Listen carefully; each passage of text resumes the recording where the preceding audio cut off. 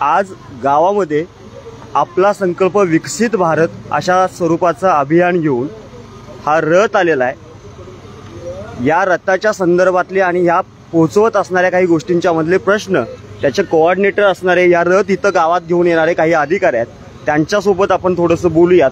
Photo झालेले आहेत तुमचे सगळ्यांचे, फोटो झाले असतील तर माझी विनंती आहे, कुणाकडे जायचं तुम्ही सांगा ग्रामसेवक साहेब, कुणाकडे जायचं? साहेब तुमचं नाव काय आहे? अजित वागरे। अच्छा, तुम्ही हा रथ घेऊन आलेला आहात, काय संकल्पना आहे याच्या मागची? यामधून एकच आहे, जी आतापर्यंत उज्ज्वल योजना म्हणून तयार झालेली आहे ती गव्हर्नमेंट कडनं कमी सबसिडी मिळून जे HP गॅस किंवा जे गॅस मिळालेले आहे त्यांना आता पोहोचलेले, मला वाटतं इथं लाभार्थी पण असणार आहेत, आपल्या तुमच्या गावामध्ये लाभार्थी आहेत। तसंच जे योजना गव्हर्नमेंटने दिलेल्या आहेत की बऱ्याच योजना आहेत, भरपूर मला वाटते हजारो योजना आहेत की वरून। मला फक्त एक साधा प्रश्न विचारायचा आहे, हे सरकार देशाचं सरकार आहे का मोदीचं सरकार आहे?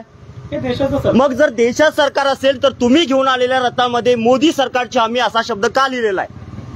हे देशाचं सरकार आहे का मोदीचं सरकार आहे? नाही, हे मोदी सरकार आपल्या कसं आहे, मोदी सरकार म्हणजे काय? एका व्यक्तीचं सरकार असतं का? मग एका व्यक्तीचं सरकार ज्या वेळेला नसतं त्यावेळेला तुम्ही या शब्दांमध्ये बोर्डामध्ये मोदी सरकार असा शब्द का लिहिलेला आहे? आपल्या आता पंतप्रधान आहेत ते मोदी आहेत, मग एकट्या पंतप्रधानाचं सरकार का? नाही, मी काय म्हणणं आहे, त्यांनी ज्या योजना सगळ्या दिलेल्या त्या पूर्णपणे जे खाली लाभार्थी आहेत त्यांच्या बरोबर। मग त्या योजना कुणाच्या, मोदीच्या का भारत सरकारच्या? मग शब्द का आलाय तुमचा मोदी सरकार?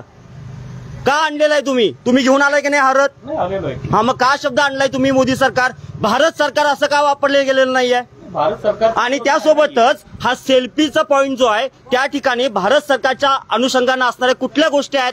इथं तिरंगाच्या अनुषंगाने असताना तिरंगा नावाची गोष्ट नाहीये, भाजपच्या झेंड्यासारखे व्हिडिओ का दिसतायत? का दिसतायत ते? या इकडे या सर, या बघा, हा जरा बाजावला ताई, हे जे दिसतंय हा तिरंगा आहे, हा रंग तिरंग्याचा आहे का भाजपचा आहे? नाही, कलरचं काही इथं नाही आहे, कलरचं हे कशाच्या अनुषंगाने तुम्हाला हा कलर कुणी सुचवला?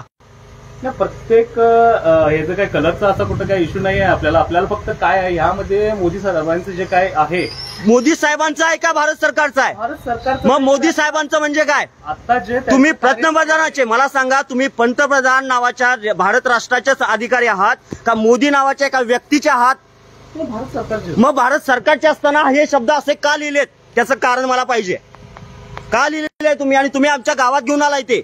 आम्ही प्रश्न विचारणं आणि तुम्ही उत्तर देणं यासाठी बांधील आहात तुम्ही। मग इथं भारत सरकारच्या ऐवजी मोदी सरकार का लिहिलेला आहे? या ठिकाणी भारताचा एक झेंडा दिसतोय का साथीनो तुम्हाला? एक झेंडा दिसतोय कुठं? एक तरी झेंडा आहे का? हे काय इथंच नाही, पूर्ण जिल्हाभर नाही, कुठेही असू दे, माझ्या गावात आलेला आहे। ह्या योजना फक्त तुमच्या गावात पूर्ण लाभार्थ्यांना मिळाल्या। काय लाभार्थ्यांना मिळाले मला सांगा? गॅसची किंमत 4 वर्षापूर्वी 5 वर्षाची किती रुपये होती? किती रुपये होती? 365 रुपये। आज किती आहे? आज किती आहे सर?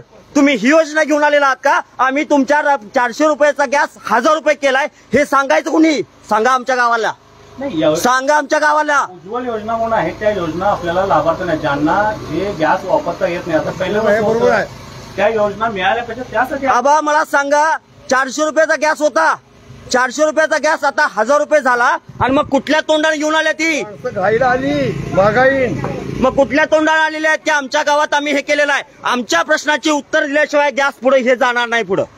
तुम्ही आम्हाला दिवसभर तुमच्या अधिकाऱ्यांना बोलवा, तुमच्या राज्याच्या अधिकाऱ्यांना बोलवा, तोपर्यंत आमच्या गावातनं रथ हलवायचा नाही। काय गावकऱ्यांनो, जोपर्यंत या प्रश्नांची उत्तरं देत नाहीत, 400 रुपयाचा गॅस हे 1000 रुपये करतात, आमच्या गावात येऊन सांगतात की आम्ही काय केलं, अशा एवढे गॅस दिलेत, जोपर्यंत हे सामणार नाही। अजून काय केलं तुम्ही म्हटलात? आरोग्याची योजना काय केलं आरोग्याच्या बाबतीमध्ये? आपल्याला आता आभा कार्ड आहे ते 2 लाखापर्यंत तुम्हाला त्यामध्ये बरेच जे आजार आहेत ते त्यामध्ये तुम्हाला मोफत दिले जाणार आहेत। त्यानंतर जो आयुष्यमान कार्ड आहे त्यामध्ये 5 लाखापर्यंत तुम्हाला लाभ आहे, त्याचा आता भरपूर दिवस झाले। आता पण ही योजना पुन्हा कुणाची?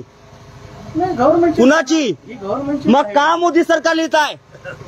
जोपर्यंत ते काढत नाही, त्याचं योग्य उत्तर देत नाही, तोपर्यंत ते तर लावायचं नाही। आमच्या गावात नवल पुढे जायचं नाही।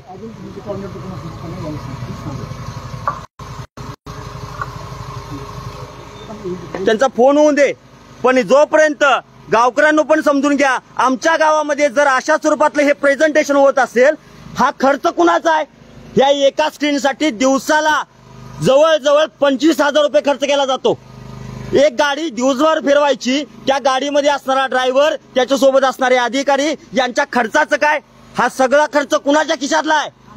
आमच्या खिशातला आहे. मग आमच्या खिशातनं जर तुम्ही हे जाहिरातबाजी करत असाल, इथं मोदी सरकार लिहिलंय, इथं कुठल्याही स्वरूपामध्ये भारत सरकार लिहिलंय का?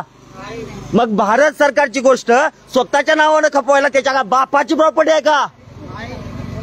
हे समजून घ्यायचं. आमच्या गावात येणाऱ्या प्रत्येक या अधिकाऱ्यांना असे प्रश्न विचारून सोडून द्यायचा आहे. त्यांचा फोन लवकर संपू दे.